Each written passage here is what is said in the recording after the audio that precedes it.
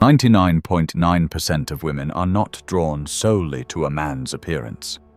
What captivates them runs deeper, symbolic, emotional, often hidden beneath the surface. What seizes their attention isn't a chiseled jawline or designer clothes. It's the way he carries himself, the tension in his silence, the look in his eyes, and how he speaks, not just with words, but with presence.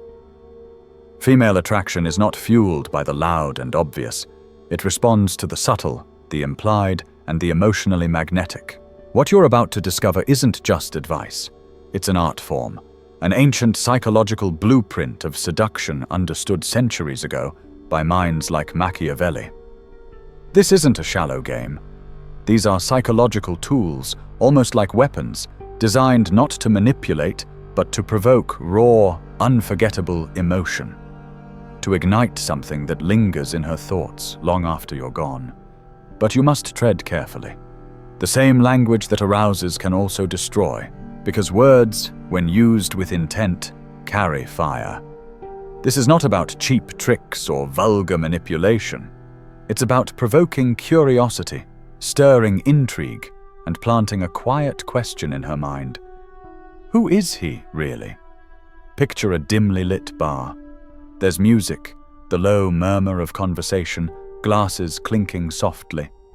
She's surrounded by men throwing out compliment after compliment, all trying too hard.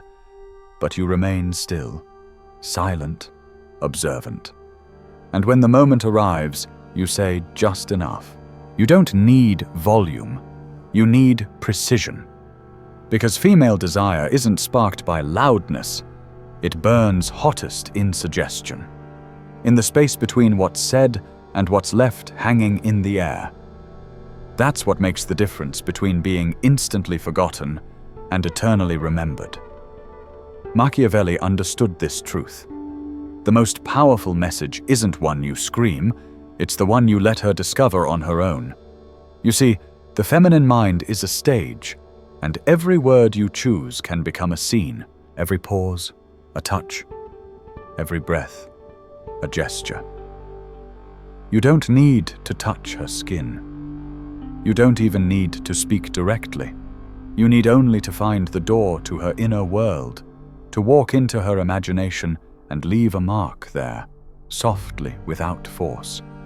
Your voice becomes your instrument, not through what you say, but how you say it. When you master that, even your silence becomes a dance, a magnetic pull, the right tone, the right glance, the right pause. They create a hypnotic energy field, the kind of moment where time slows and her focus sharpens on you. It's not about being loud, it's about being present, precise, intentional. If you've ever spoken with the best intentions and watched her lose interest anyway, it's not because of what you said, it's how you said it. Words alone rarely captivate. What truly binds her to the moment is the rhythm in your delivery, the tension in your gaze, the gravity in your silence. It's in how you withhold, not how you overwhelm. Think of two men saying the same line. I enjoyed talking to you. One looks at the floor, voice unsteady. The other says it with calm firmness, holding her gaze, a flicker of intensity behind his eyes. The words are identical, but only one leaves a trace. Why? Because tone is the bridge between the mind and imagination. Because women feel more deeply than they analyze, and it's what they feel that they remember.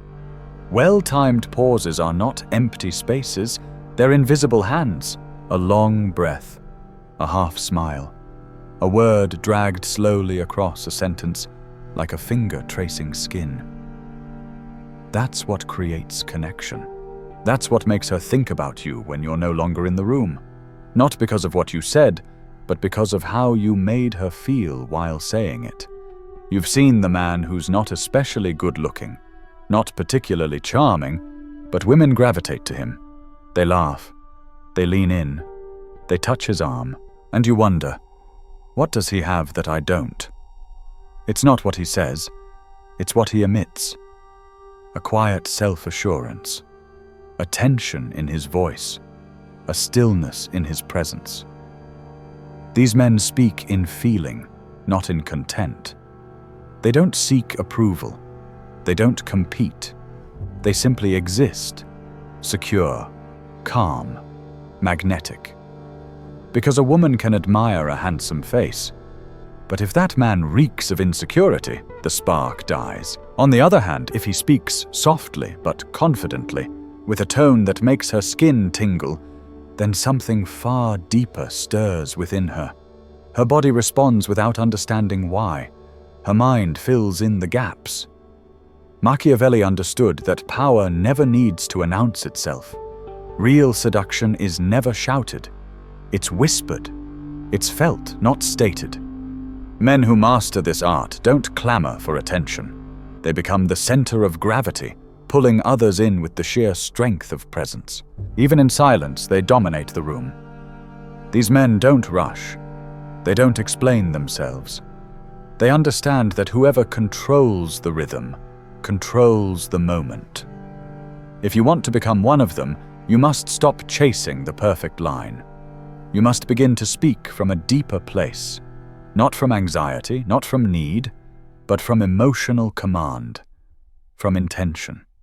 Speak as if time bends around you, as if you already know she's going to be intrigued. Let your words carry weight. Let your pauses hum with possibility. And soon, you'll notice her leaning in, not because you demanded her attention, but because you invited her imagination to dance. Women don't remember faces, they remember how your presence made them feel. If your voice touches her thoughts, her body will follow, without you ever needing to ask. Machiavelli understood this centuries ago. Seduction doesn't begin in bed. It begins with a phrase that sounds simple, but carries layered intention, where a pause, not a compliment, sets fire to the room. Where nothing explicit is spoken, yet everything is implied. So when she stands in front of you, don't talk just to fill the silence. Talk so the silence becomes its own kind of intimacy. Speak like your voice wraps around her thoughts. And if you ever said, "If you knew what I thought when you walked in, you might walk away, or step even closer," you've already planted a seed in her mind that she'll revisit again and again. You have no idea what kind of impact you could create once you learn to speak this way. Slowly, intentionally, not declaring, suggesting. Then something miraculous happens. She begins to feel, not because of what you said, but because of the atmosphere your words created. And the moment you stop trying to impress and instead begin to provoke emotion, that's when she starts writing a story with you, before you've even finished your sentence. That story is powerful because you haven't filled in all the blanks. She does, and when she does, she injects her own desire into the narrative. This is why ambiguity is your greatest ally. If she's unsure whether you're flirting, her mind keeps replaying the moment. If you leave space for interpretation, she fills it with fantasy. And the moment she imagines, she connects. When she connects, desire blooms, not because you declared it, but because she felt it. One well-placed phrase, said slowly with eyes that don't flinch, can do more than 1,000 rehearsed lines. Because it's not in the line, it's in the moment. The pause, the energy, the implication. That's how you build conversations that create emotional magnetism, that draw her out, that make her reveal parts of herself she guards closely. But even the most masterful delivery can be undone by subtle mistakes. Most men sabotage themselves without knowing it. The first mistake? Seeking approval. Asking if she's bored. Asking if she finds you interesting. These questions come from a place of insecurity. They sound innocent, but they radiate need, and need kills desire. The second mistake is over-explaining yourself, trying to justify your words. I talk like this because I'm respectful. I don't want you to think I'm being inappropriate. These sound noble, but to her subconscious, they sound like apologies, and apologies erase presence. Then there's revealing emotional baggage too soon, talking about your ex, your childhood wounds, your heartbreak. Vulnerability is powerful, but only when it's controlled. Dumping emotional weight too soon overwhelms her. She doesn't feel connected, she feels burdened. And finally, the robotic voice, the flat tone, the lack of rhythm. Desire craves contrast, shadows, curves. If your speech has no emotional shape, her body won't respond, because desire doesn't listen with the ears. It listens with the soul. A woman lost in overthinking cannot feel enough. And if you keep her in logic, she disconnects. Why? Because the mystery vanishes. And mystery, as Machiavelli taught, is the lifeblood of seduction. That's why you don't speak to explain, you speak to enchant. You don't clarify. You insinuate. You don't beg for connection. You create the frame where connection feels inevitable. Every time you speak to a woman, a frame is present, and it shapes everything. If you speak from need, from nervousness, she feels it instantly. But if you speak from calm curiosity, from solid internal grounding, she sees you differently. She leans in. Female desire isn't born from compliments. It's born from enigma, from feeling like she's not sure who you are, but she wants to find out. That shift changes the dynamic completely. You're not just another man anymore. You become the one who makes her question things, feel things, imagine things. Want to see it in action? Stop telling her she's beautiful. She's heard that too many times. Instead, say, "There's something about the way you carry yourself that makes me think you're not quite as innocent as you pretend." Suddenly, you're not talking about her looks. You're talking about her effect. And that hits deeper. Or say, "Not everyone gets to see this side of me, but maybe you will." That creates mystery. That tells her there are layers to uncover. Because when a woman stops imagining you, she stops wanting you. Leave things unsaid. Let your silence become a question, a tease, a challenge. And in that space, her mind fills the blanks with her own curiosity. That's the secret. Not giving answers, but giving questions. Not declaring, but suggesting. When she feels something and doesn't understand why, that's when attraction takes root. And that's when you stop being just another man. You become a question mark she can't stop thinking about, not because of what you said, but because of what you awakened. Because true desire isn't demanded, it's provoked, quietly, intentionally. And the men who master that, they're never forgotten. Don't aim to impress her with a list of traits. Don't hand her a resume disguised as a flirtation. Instead, show her what kind of story she could write with you. One that's filled with glances that last a second too long, sentences that trail off on purpose, and emotions that rise without permission. That's what makes her crave the next chapter. Because when you leave room for interpretation, you hand her imagination the pen. She begins scripting possibilities, ones that stir her, ones that reach into places logic doesn't govern. And when that happens, you've already won more than attention. You've sparked obsession. So don't aim to be perfect. Aim to be unforgettable. Not clean-cut and predictable, but a little disturbing, like a shadow that lingers. A presence that unsettles her in the most delicious way.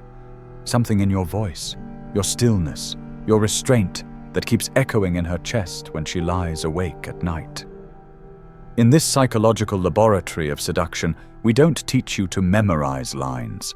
We teach you to create emotional resonance, because attraction is not a trick. It's an art of invisibility, of tension, of mastery over the unsaid.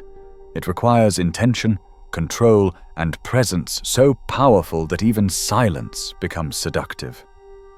There are silences heavier than a scream, pauses sharper than a knife, And the glance of a man who understands this can speak more than any romantic poem ever written.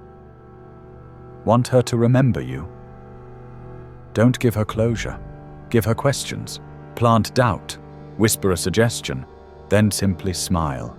That smile that reveals nothing, but hints at everything. The kind of smile that doesn't chase, but haunts.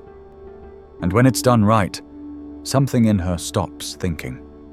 She stops analyzing and starts feeling. You bypass her logic and awaken her longing. She doesn't fully know why she wants to know more, but something about you pulls her. You're not a riddle to solve. You're a storm she doesn't know how to prepare for. And that feeling is intoxicating. Most men think seduction is about convincing. It's not. It's about guiding her to lower her guard without her even knowing it's happening. It's creating a space where she doesn't feel pushed, but pulled. Where she can't predict your next move. Where she feels like crossing a line was her decision, not your persuasion. And you create that space with rhythm, restraint, and emotional pacing. Not by flooding the conversation with facts about yourself, but by allowing her to discover you in layers. Because when a woman can't quite put you in a box, she becomes curious. And curiosity is the seed of desire. The more she tries to define you, the deeper she falls into the puzzle of you. The mystery pulls her in. The ambiguity keeps her guessing. She doesn't fall for you because she understands you. She falls because she doesn't. That's when seduction transforms from surface-level interest to visceral emotional gravity. She's not in love with you. She's fascinated by what you awaken in her, what you mirror, what she projects into your silences. And you, calm, grounded, unrushed, simply let her feel it. Because true seduction isn't reactive, it's predictive. It's knowing that her mind has to be stirred before her body ever will.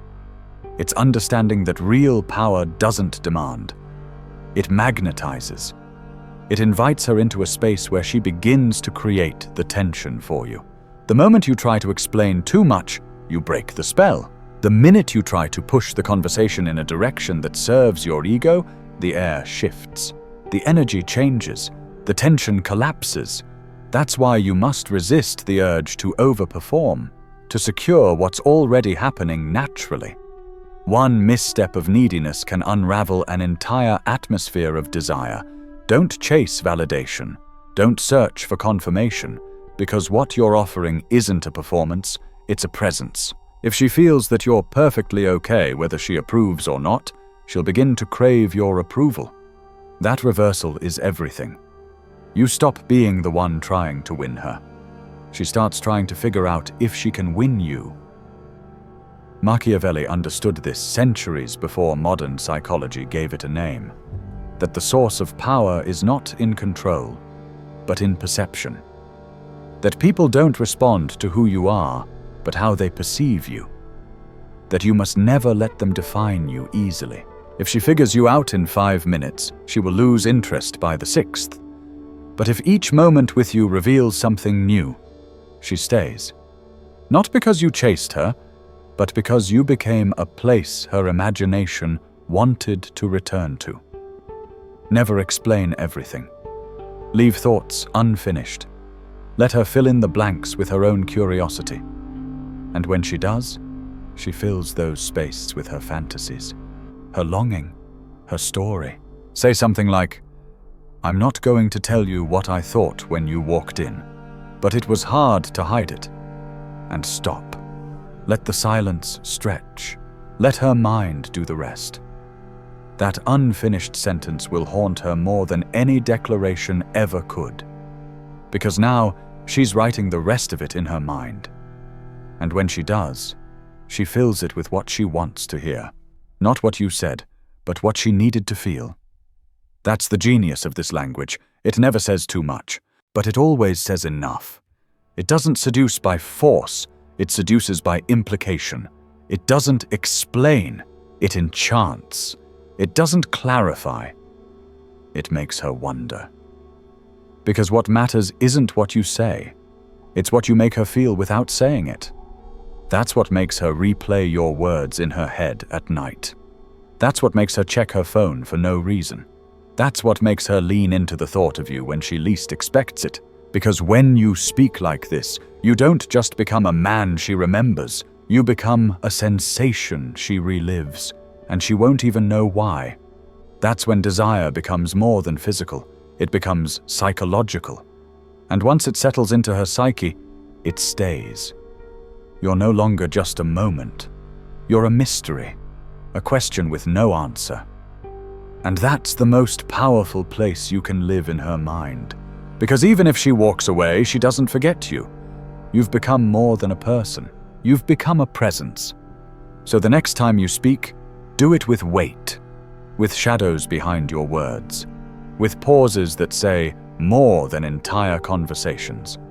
Make your voice a slow, steady rhythm she can't quite dance to, but can't stop hearing. Don't give her everything. Give her the feeling that there's always more to discover. And as long as she feels that way, she will keep searching, keep leaning in, keep craving the next moment. You don't need to chase her body if you've already captured her mind. And you do that not with lines, but with intention, with rhythm, with mystery. Let her feel something powerful before she even understands what it is. Let her desire bloom before she even realizes she's been touched, without a hand ever laid on her.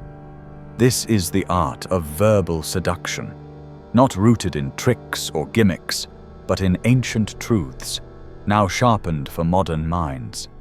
Seduction is not about pushing or convincing. It is about crafting a moment so emotionally charged, so unpredictably magnetic, that she believes she chose it. And that belief? That this was her choice. That she crossed the line not because you led her, but because she wanted to. That is the secret. That's the final note in the hypnotic song you've played with your voice, your pauses, your silences, because when it's done right, she'll remember you not for what you said, but for what you left unsaid. And in that emptiness, her imagination will bloom. That's where the real story begins. That's where desire never ends,